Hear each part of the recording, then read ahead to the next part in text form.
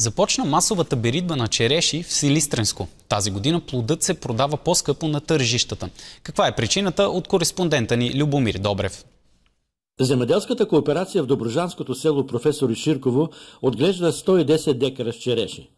Непостоянното време с ниски температури и валежи се отрази на добива тази година. Реколтата е по-слаба спрямо минали години, тъй като дърветата се развиха по-рано, февруари месец беше топъл и по-рано цъфнаха спрямо други години и спрямо нормалния срок за цъфтеж. Но специално за черешите по-ниска е реколта от това, че не се опрашиха, тъй като по време на цъфтеж постоянно валеше. За сметка на това плодовете са по-едри и по-качествени. Черешите основно се изкупуват за преработка и цената им е около лев. За прясна консумация се продават малки количества.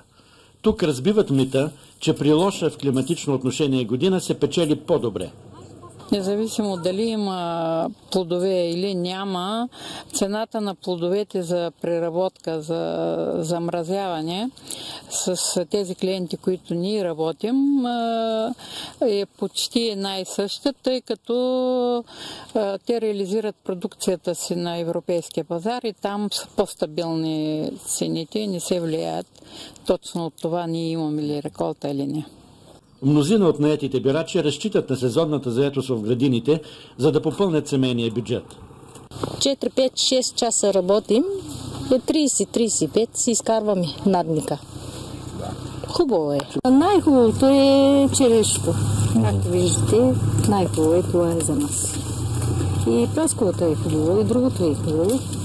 Зависи от ръката как работиш, бързо ли или бавно ли. В близките дни предстои и масовата беритба на кайсиите.